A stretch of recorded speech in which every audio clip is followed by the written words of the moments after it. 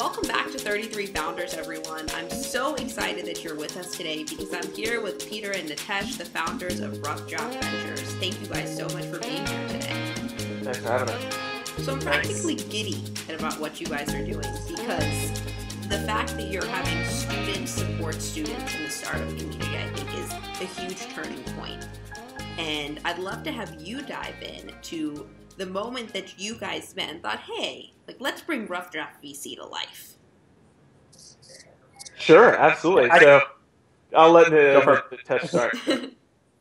So Peter and I met long before Rough Draft. So Peter, I think it was during his sophomore year, he's back on campus, he had taken a year off, and he was really kind of interested in bringing together various people who were building products or hacking together on campus. So he started this group called Hack Harvard. And, part of what he was doing with Hack Harvard was just bringing together a lot of technical students on a weekly basis where they'd demo products, they'd work together until like 2 or 3 in the morning sometimes. And Peter, was kind of funding this whole initiative out of his pocket. So he's like paying for pizza and drinks and everything on his own. And we were introduced to one another. And, I just learned a little bit about what he was doing. And I had graduated just a few years earlier from Harvard. And at that point, there really wasn't much of a technical or product community that was pretty interested in entrepreneurship. And GC just thought it'd be amazing to support Peter. We thought it was a little bit unfair as a sophomore to have to take the whole burden there. So we just got to know each other. And Peter was like an amazing force just in terms of the Boston community and bringing together students and really like enabling young people who are interested in technology to think about how they could build real companies around it. So, I think when we first met, Rough Draft wasn't even a glimmer in our eye. It's more just like, it seems like there's some people who want to like get together. They're solving a lot of really interesting problems that we as a startup community should support. Why don't we like just try to work together and get to know each other? And that's kind of how we met each other for the first couple of years. I'll let Peter talk a little bit more about kind of like when the idea around Rough Draft started to coalesce. Sure, yeah. So, kind of like Nitesh touched on some of the activity that I was involved with on Harvard's campus. But, I'd say right around senior year, we'd seen great teams kind of come together and start working on projects and products on campus via Hack Harvard, this kind of on-campus accelerator program. And teams started to find their way into Y Combinator and to other accelerator programs. Some students were taking leave from school, and along the way, they often needed, a little bit of capital to help them, whether it's, working for a summer, having access for like food and drink, and like paying themselves like stipends. But there didn't seem to be, a resource across campuses to help students with just access to support and resources when they're still in that phase where it's, don't really know if this is something I can work on full time or if I should, raise $1 million and drop out. But it was definitely like really substantial and interesting and would be fun for them to work on and explore and to take it to that next level. And so this was my senior year. Nitesh and I kind of got back together. We were saying, let's basically try to come up with a program and initiative to support these student entrepreneurs on campus. And it's not like, student entrepreneurship is a new thing, right? There's like a rich kind of like history and legacy of this, whether it's, entrepreneurs at schools in Boston, New York, UT Austin, San Francisco, just there, across the country and the globe, young people have always built really compelling and interesting products. And so we wanted to know how we could empower that, enable more of that. And we wanted to do it in a way that was really focused on exactly what students needed, right? So this wasn't going to be, a program and an organization to any other kind of category of entrepreneur, but it was really specified and really tailored towards students. And so this is where we also, when we were thinking about, how does this kind of model work, it made so much sense for it to be students, right? So students should, are on campus, they're hosting events, they're running student organizations, they're starting companies, their friends are down the hall, creating new apps and creating drone companies. We should, find ways to have them, be the key support, the key resources for building up the ecosystems on their campuses. And so we brought together a team of students from all across these universities in Boston to basically, be the ones to identify and to support student entrepreneurs on their campuses. So 32 investments later, 70 founders, $78 million raised. How do you guys feel? Yeah, no, it feels great. Luckily, we get to update some of those numbers soon. I think looking back now, about 2 years since we started the program, we have this really great community of founders, right? And so, we have, as you mentioned, this really great group of talent. And I think for the first time in our minds, we've been able to kind of like create this great ecosystem of student founders from all different universities. So it's not just, at MIT, it's not just at Stanford, it's across all these different universities. And the kind of collaboration we can have for this community has been really great. So we've got like a Slack group where folks can answer each other's questions and share what they're working on and ask for advice. We also have companies that are making it to the next level. So we've been in that group that you mentioned. We've had companies go and raise their seed rounds, Series A rounds, teams growing. And all of this is learning for us and learning for the other founders in our community as well. So it's been a really great because 2 years ago we had no idea what this is going to turn into, right? Everyone could have gone to grad school, everyone could have gotten jobs at Facebook and Google, which would have been great. Like we would have still had made an impact on all these different campuses. But it's great now, 2 years looking back. We've got companies like BP that recently is pulled together around to build a marketplace for used cars. And we remember when that company was a single student at MIT Sloan, right? And so to be able to be alongside these entrepreneurs from their time on campus to everything that they're going on to now has been a blast. Nitesh, you can probably speak to more of this too. Yeah, I mean, I think for me, the couple of things that were most surprising were, when we first started, we had like a dollar and a dream. We just wanted to like go out and give as many people funding as possible. And part of it came from like, some of our own experiences. Like I had started a company during my senior year in college, and it was so hard for me to get initial capital. I applied to the Harvard Business Plan contest. I unfortunately didn't win anything there. I found a friend at Yale. I made him a co-founder. We applied to that contest. I applied like all over the place, and it was just so hard to get kind of like beyond my summer internship savings to really try and make an idea I had a reality. So we wanted to go out and get like a heavy number, like a lot of investments out in the community. And I think the couple things that were surprising in the first couple of years is one, the companies end up being way more successful than we would have thought. As Peter mentioned, like a lot of these companies then went off and, they were originally projects and they went and became real companies, whether it's BP, Mark 43, Indico. I mean, the stats around how many of these initial projects actually go out and become either companies that go through incubators or get funded was way higher than we would have expected. The second thing is, a lot of students were looking for way more than just capital when they came and pitched us. So that at the end of our first year, we actually had a team. They'd gone into like a summer incubator, and they said, we want to apply to Rough Draft, and we were like kind of scratching our heads because they got a little bit of money through this incubator, and they're like, we just want to be part of the community. We actually don't want money. And so, just the fact that, like looking back at it, entrepreneurship can be a very lonely sport, especially for a student working on campus. You may or may not have a lot of friends who are kind of working on solving the same issues. So we found that bringing the students together, like actually is a really powerful experience for them. So at the beginning and end of every semester, we actually hold these community dinners where all the founders come together. We bring in people from the ecosystem. So, I would say I underestimated just how successful the company would be and just how much people would want to kind of collaborate and work together when we first started it. And that's actually been like the most fun for us, seeing these companies grow up and see them continue to give back to the various student ecosystems they came from. It's really fulfilling for Peter and myself. It's almost like we can kind of take ourselves out of a lot of the processes now. I think that's my favorite part about what you guys are doing is the community that you're building. Especially, I mean, of course, the networking for the future is so important. But for that moment, when I was in school and I wanted to talk about startups, no one wanted to talk to me about that. And it is lonely because I had no resources to learn in school. I had no one who wanted to dive into what it was like to own a business. And you guys have provided that. What's some of the feedback that you've received from the students so far?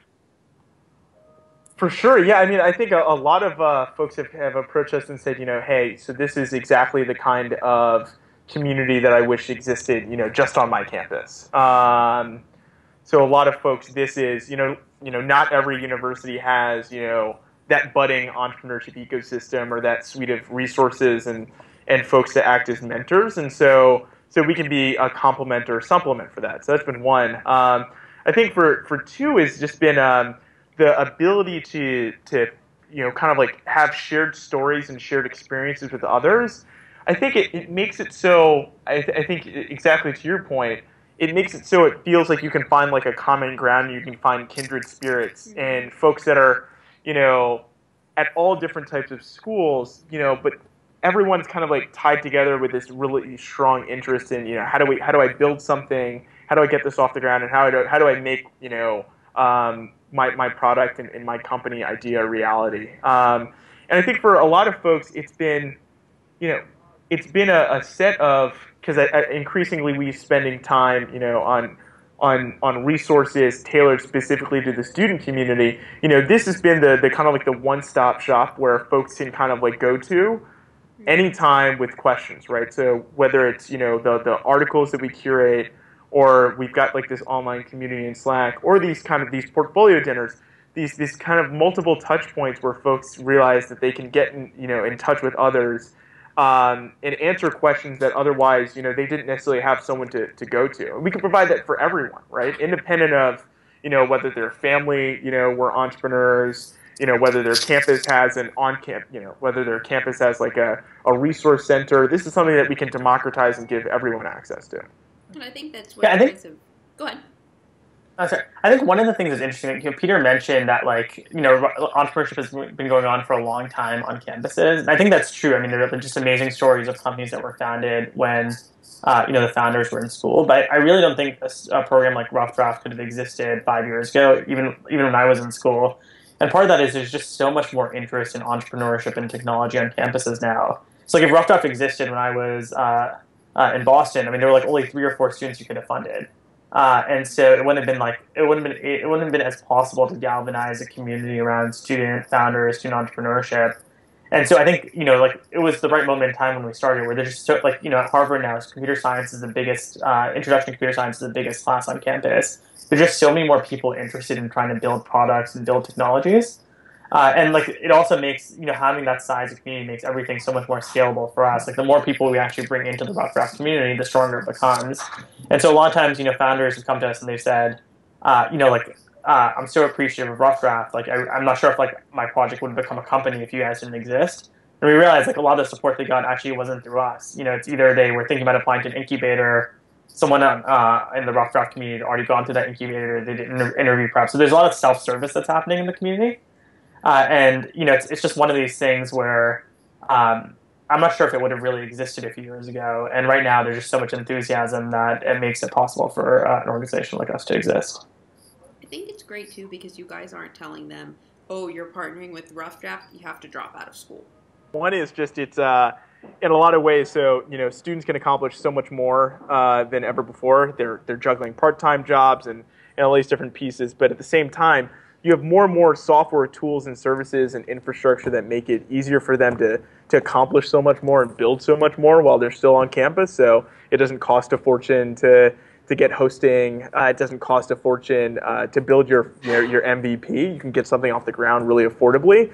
And then the second piece is that is kind of further accelerated and kind of fueled by the inspiration that I think other campus founders provided for folks. So whether that's the teams from Stripe, from Dropbox, from Facebook, from so many really amazing success stories, I think is helping kind of fuel all this. The students are taking advantage of these opportunities to build while they're on campus, because there's a whole set of really awesome resources and opportunities why it makes sense to try your first company when you're on campus.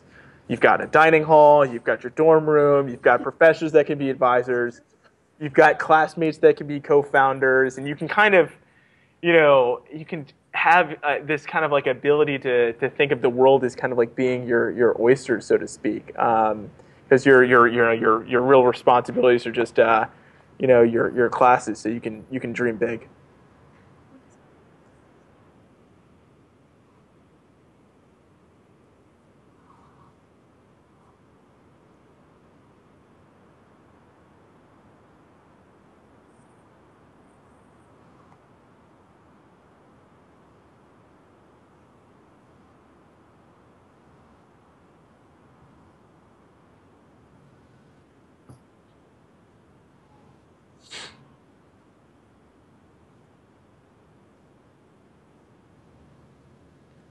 I mean, there's some element of just when you're younger. I mean, you have this naivete that's amazing and kind of inspires you to think about things in a totally different way as a founder.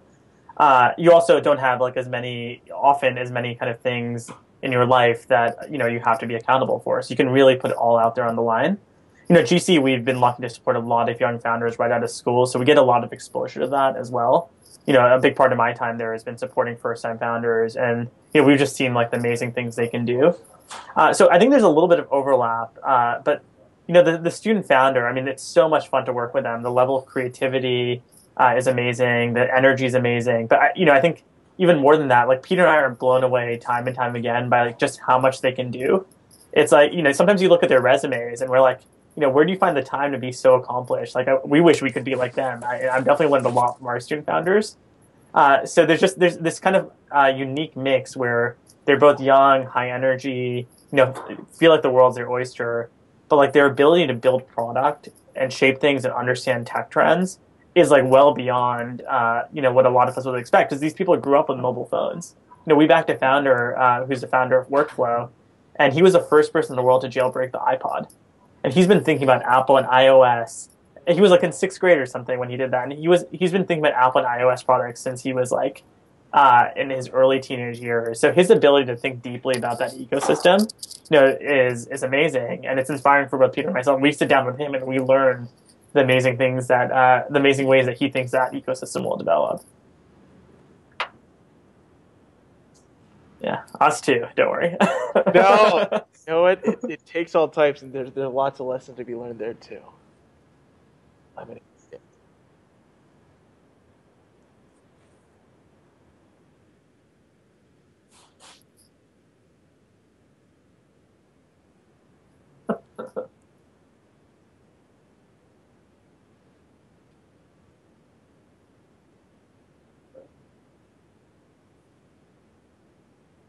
it all starts with the student team.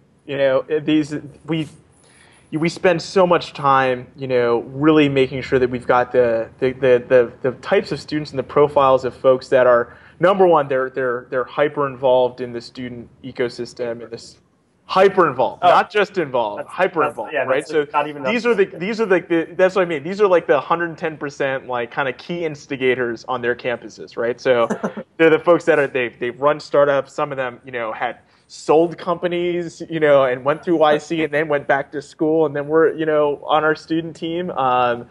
So it really all starts with them, because their energy and enthusiasm and ability to really navigate the community is what makes our larger kind of Rough Draft network possible, right? And so much of just the way we think about Rough Draft is to be a platform for empowering them to really just help kind of enhance everything they were doing already. They were helping friends get connected with resources, or friends that were thinking about fundraising. How do you pull together your first deck? And so we basically just kind of bring them together and gave them a platform, more resources, and more opportunities to continue what they're already doing on their campuses.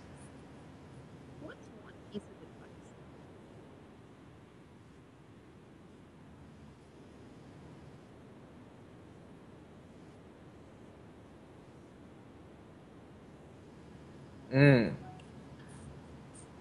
Yeah, I mean, so unfortunately, I think one of the things that's still very commonly taught or like conveyed to people is like, you got to work on your business plan. You got to like, you enter a business plan contest when you're a student. I think for most of us in the startup world, we realize that's not necessarily the way companies get started. Like, you don't need to create a 20 or 30-page business plan document. You don't even need to necessarily create like a cohesive story around how things work. In the early stage is all about building a product that people care about. And, I think a lot of our founders, whether it's like learning online or learning from each other, kind of come in with that mindset. They tend to be technical founders who really are focused on building products that people love. And I think at the early phase, especially the types of companies that we often support, it's like, you can worry about how you turn it into business later on. It's really first building that initial stage, that initial product that people actually get value from. And if you do that, you have all the opportunity in the world. Yeah. I think one thing, one piece of advice that I think folks can continue to try to buck is this notion that you need to be super seasoned executive or super experienced individual to build software for a community or a particular use case or solution that you may not be familiar with. And when I think about, we're very lucky to work with the team from Mark 43. This is a team that's making, software for the police department. And, it wasn't like, any of the founders necessarily had been in the police force or anything like that, but they saw an opportunity and saw a software need, and their ability to be creative about that and to try to think through, like, if we could reinvent this, what it would look like. I think they would have had a lot of blockers and a lot of folks tell them, there's no reason why you should, pursue that. Given you're so young, you haven't worked in enterprise software, how are you going to accomplish this stuff? So I think folks, feeling like they can, everything is up for grabs, and whether you want to create a cybersecurity company, you want to create, SaaS solutions for small businesses, feeling that everything is fair game for student founders to build products for.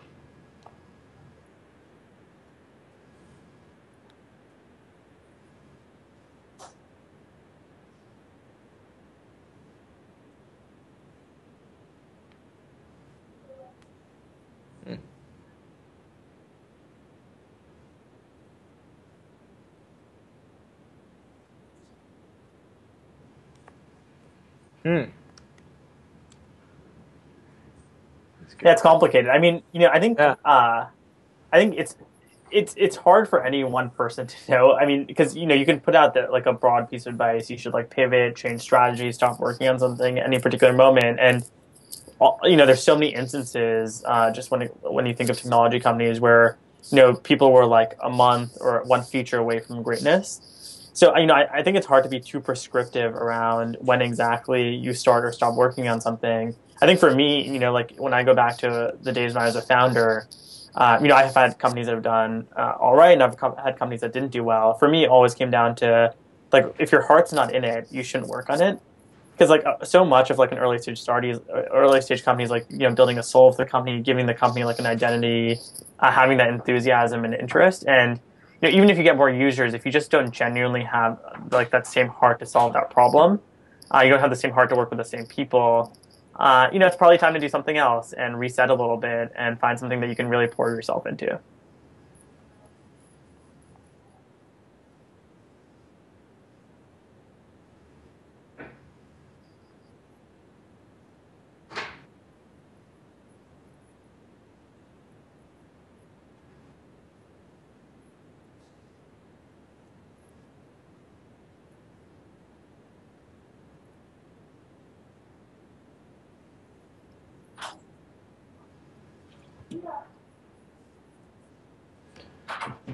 Yeah, exactly. So, to the point, of, the fact that student founders can accomplish so much while they're still in school, we kind of asked ourselves exactly that question. So above and beyond just the capital to get off the ground, like what can we be providing? And these were the two segments that folks asked for often the most was, how do I kind of get the strategies and best practices around raising my first round, picking a lawyer, hiring, and all these things that folks are doing for the first time. And so that really inspired us to kind of gather the handbook together to basically be, a distilled, set of content that can help address a lot of those questions. And they're very common questions that I think, founders of all ages ask themselves.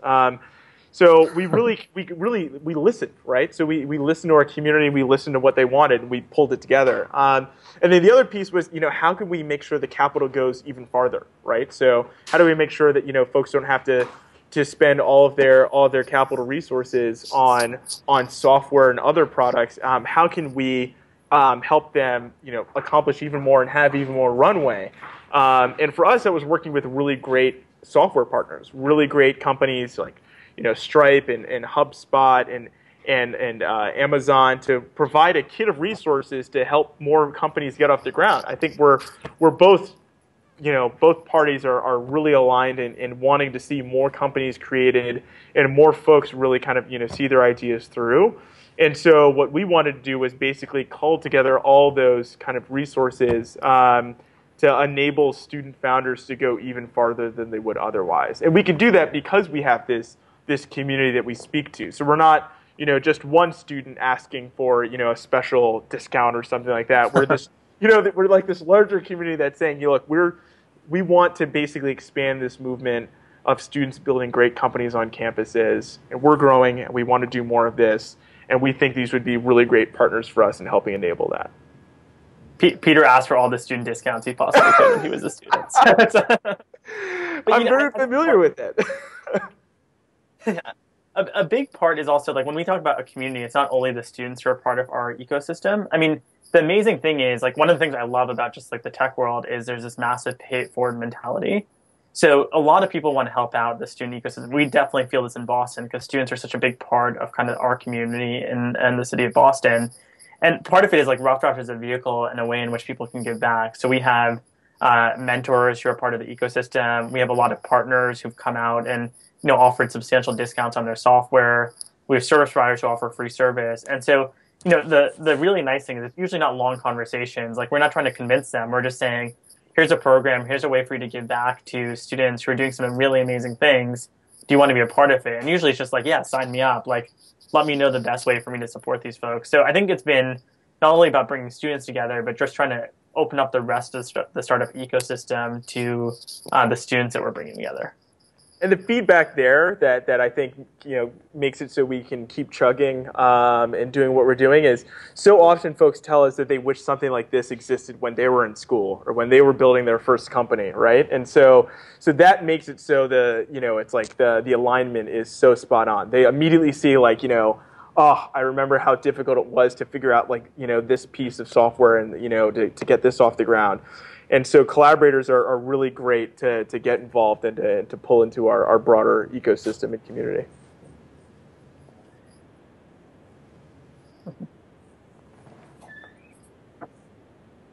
Yeah.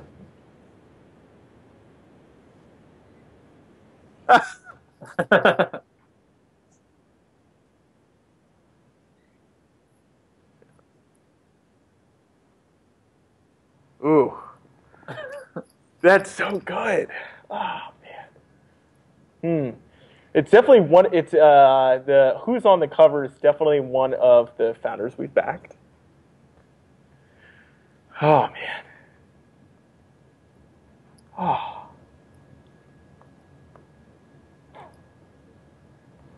Maybe it's like the first team of, like, under 10 founders. So it's like it's a crazy scrappy team of 9 that managed to build like a $10 billion company while on campus. I think that's the kind of dynamic that we can see, right?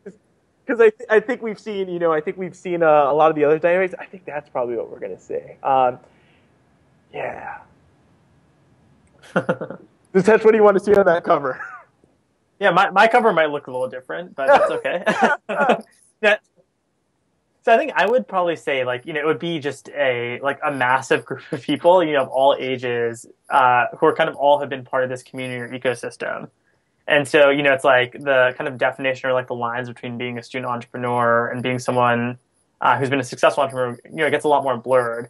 And like there's an umbrella or an organization like Rough Draft that can really bring people together. And, I think the headline would be more about highlighting how, like, there's like this intergenerational mix around supporting entrepreneurs that, like, is almost unique. I mean, if you look at the fact that right now within Rough Draft, we have a community of like 100 plus founders. I mean, these people are folks I can almost guarantee you will be doing startups their entire life. I can only imagine when they're older and when there's a new generation of startup founders, like the ways in which they'll give back, will be really, really inspiring. And so I think, right now there are role models in the ecosystem. There are plenty of people who started companies as founders, but I think there'll be more and more of them, and the ability for them to kind of like mentor and support each other will be pretty unique. With that $10 million company, yeah. That'll be the subtext. Yeah. Done and done.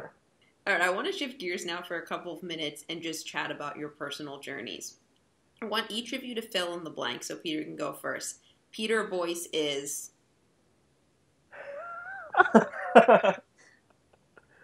a coffee drinker that's passionate about empowering early stage founders. All right, Nitesh? I don't know what this thing is with the blank. So. Yeah, I'm someone who's like a hopeless believer that technology is the best way to make a massive impact and want to see as many people take that journey as possible.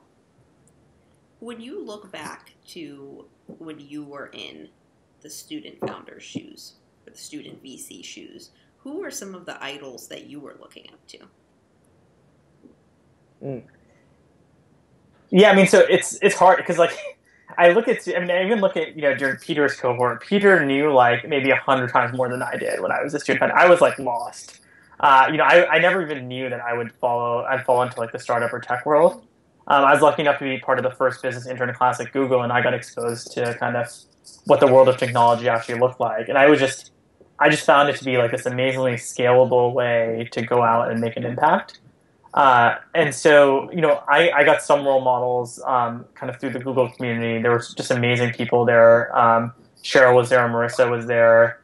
I, often stood in lunch line behind Larry and Sergey and was just really inspired by the culture, they had built. So I think there were a lot of early signs there. And then at Harvard at the time, there were like a couple of other students who had like these amazing journeys. They were like these kids who, when they were like in their early teenage years, like had a massive dot-com hit, and I just like it made no sense to me. Like one of my friends had started a website that would kind of leak Apple rumors, and he started it when he was 7 years old. And so just see, and he continued to. He started a consulting company when he was like 10 or something. So seeing my own peer group go off and do certain things like that was massively powerful because. Once you know someone and you've seen that, you see the highs and lows of that person, you're like, I might be able to do it too. And so, it wasn't so much that there was like one iconic person I really understood. It was more just, I saw people making a difference, and I felt like, if they can do it, maybe I can do it too. How about you, Peter? Sure. Yeah. So I when I was a student, I spent a bunch of my time just sending cold emails and cold outreach to Harvard alumni, thinking that they're still in the Boston area. We've got like a kind of like a shared story. Like we can kind of like talk about what dorms people are in. But I think through that process, I was able to meet a number of great leaders. Founders, engineers, VCs in the Boston community, many of whom had ties to Harvard. And there were so many people that were helpful on that journey. I mean, literally, it was like everyone that I could get their email. I was like, I'm doing this thing at Harvard. I'm trying to help my friends like build startups and companies on campus. Would just love to know the kind of things you'd like to see on campus and what you needed when you were a student. And getting them to kind of come back and speak. I was also lucky to spend time at a startup in New York called Skillshare, where I got to be a part of a 4-person startup just getting off the ground, and working with the CEO there, Mike Carnes, and really working alongside a founder who was building a company from seed to Series A, growing the company, building the first product. That kind of exposure firsthand and being able to kind of like wear many hats and be a part of that story, I think made me learn a lot and really helped me understand and empathize with the founding journey for someone that has is building a company for the first time. I was also super lucky to be the beneficiary of mentorship from folks like Chris Sacca, who's was one of the first folks I ever spoke with in the venture world. Good And just example. yeah, no, I mean it's so lucky. And then to be able to balance that with with mentorship advice from folks that weren't necessarily even in the technology world, but were thinking more and more about how technology was reinventing their work. So a personal mentor of mine is a woman who's an angel investor here in New York named Karen Efron, who is a family friend who's thinking through how technology was changing the ecosystem, changing education, and the way we think about financial literacy. And so being able to work with her and learn things from her was super helpful to complement as well. Come a long way from Sty Guy, the high school geek. Oh, that's exactly right. That's what started all of this. So, you guys, I'm not a huge fan of what advice would you give your 16-year-old self? Because you can't give them that advice, so I don't see how it helps. What do you want your 35-year-old selves to remember about where you are right now? Wow. This is a really good question.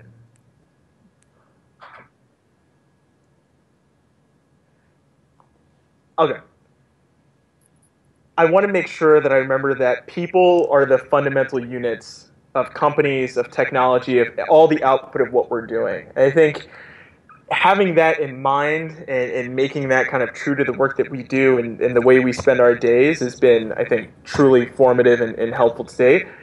I hope I never lose that, because it's so easy to get caught up in so many other dynamics. But at the end of the day, it's people. We're using technology to build tools to help people create livelihoods, change the way we work and live and learn and do all these things and have all these emotions. But at the end of the day, all of this, the technology, the startup, this ecosystem and work, at the end of the day, the fundamental units are always people. Mine would probably be similar, but I'll just say something different since Peter mentioned people. Don't let I covered that topic.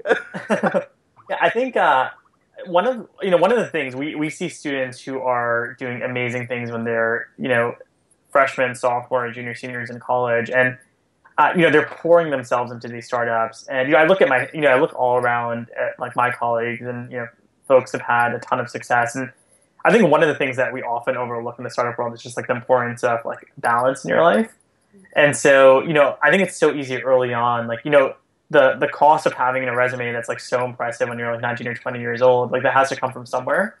And when I look back to like my college years, I know there's some things that are just like you'll never be able to like experience again in college. And so you don't want to lose those moments. I hope to not lose those moments at this point in my life, though I want to accomplish really great work. And I hope when I'm 35, we so naturally skew towards being at one extreme that we should remind ourselves that having a little bit of balance, spending time with like those in our lives is actually not a bad thing. And I think ultimately it makes you way more successful in like the types of things that you want to accomplish. With that in mind, what do you guys do on the weekends? Work. Never leave my computer. I think it depends. For both Peter and I, a lot of like the startup world like flows into our personal lives as well. I mean, like I remember when Peter was thinking about doing venture, it's like he's almost going to be doing the job with a venture capitalist, whether or not he went into this field. So it's kind of great that he could get paid for it. He just loves supporting other founders. He loves grabbing coffee with people. So I think there's a little bit of overflow there. Like I love just catching up with people, supporting them, talking about new ideas. I try and play tennis, squash, spend a lot of time with my girlfriend whenever I can.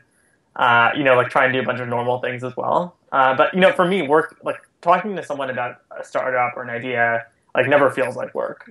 Just feels like it's, talking about and doing the types of things I'd love to do anyway.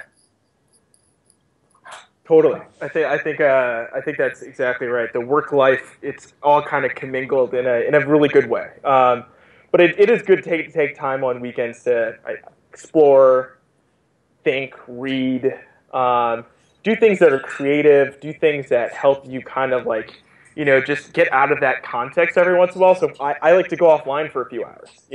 It sounds super silly and super simple, but for me to be away from my phone for 5 or 6 hours, is exploring. The watch on, though? Is the watch on? No, the watch comes off. The watch comes off. The watch. I'm glad you asked. The watch comes off. But to explore and read and kind of like try to find that creativity and do something that's different is a great way to spend time on weekends as well. But it all comes back to coffee and great people. All right, last 2 questions. The first one: what is one question that you each always wanted to be asked? Personal, professional, athletic achievement from 5th grade that no one has ever asked you. Wow. Wow. Interesting.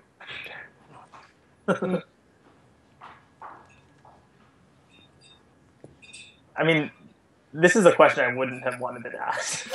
No, I'm just joking. I've never been asked it before. So, it's a tough one. I mean, I think for me, so much of startups, like it's so much of like the tech scene really goes down to like who you are, like what your values are.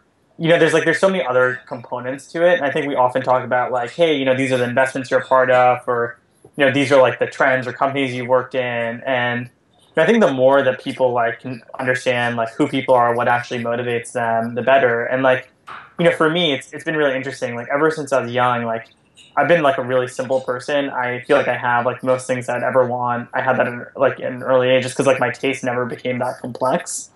And, ventures can be a really lucrative industry, but like for me, it's way more about just like making an impact with technology. And I think for a lot of the people I've seen who've had success in the tech sector, it's way less about kind of like trying to like flip a company and make a lot of money. It's much more about like just trying to solve a personal problem they have, try and like fulfill a more lifelong and authentic mission.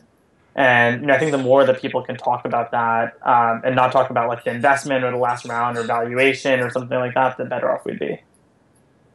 Yeah, that's really good. Yeah, I like the question, and I've seen it asked before from Bijan at Spark has a really good blog post on this. Is who took a chance on you, right? Like along the way, it's that's just going on the notes section. Someone just said like I don't know a lot about you, but there's something about like your hustle, your enthusiasm, your energy. There's something there that I'm willing to take a risk on. So in the absence of more information and more of a relationship, and I think that kind of unpacks so many different people in so many different dimensions, right? Like it could be that teacher in 5th grade you had that said you can be excellent at this type of math, and that leads you to spend a summer doing nothing but studying math and totally changes your career. But at some point, someone takes a leap of faith to really kind of take a chance on you. And so, for me, this is like infinite. I by no means was set up to have a life and a career like I've led, right? There was no linear, like, this person was supposed to go to Harvard and be in technology. Like, if you had known me as a 6th grader or a 4th grader, you would have been like, maybe he doesn't graduate high school. I have no idea. But so I'm so lucky to have so many folks along the way kind of take a chance on me. All right, last question. Yeah. I don't think you'll expect this one because it has really nothing to do with anything relevant. If you could, right now in this moment, if you could teleport anywhere in the world, where would you teleport to? Ooh. Yeah. So for me, I mean, this might be cheating, but I've like just always been this super enthusiast around like outer space and like space exploration, and like I think the world's been Earth, pretty. All right. And the Earth's been like pretty explored, so if I could go and teleport somewhere, I want to, like I would love to go off this world into, like some new place. How about you, Peter? That's so tough to beat. Yeah, no, space would be a pretty good place to teleport. Here on Earth, where would I want to go? I guess it can be in outer space too. I never expected someone would say that. Yeah, no, that's very fair. No, I really want to spend time in Tokyo, in Japan. If I could teleport anywhere, I think just the way the community, technology, design, focus on the way goods are manufactured. Just there's a combination of things that I find really interesting that I'd be really eager to see and immerse myself in. All right, well, immerse yourself in that. You and I can enjoy some nice sushi. I guess Nitesh is going to be on SpaceX all around the place. That's right. Just hanging out. You're going to send me somewhere. Send me somewhere interesting. Yeah. You guys, I really can't thank you enough for being with me today and sharing so many stories. How can everyone stay up to date with the two of you and learn more about Rough Draft and how they can get involved? Totally, super simple. We try to be as active as we can on Twitter. So we're just at Rough Draft VC. Same thing with our website. We try to keep all these things up to date, and love when folks discover us and reach out. That happens more often than we could have ever expected, and that's great for our student teams. That's great for our community, and we love that. We welcome that. So those are two great places to spend time with us. Great. And what are your Twitter handles? I'm at Bad Boy Boyce. Oh boy. Saying that out loud. Because Nitesh, you're just and Banta, right? Yeah, I'm just and Banta. Keep it simple. Short and sweet. All right. Thank you guys so much. Thanks so much. All right. See ya. Bye.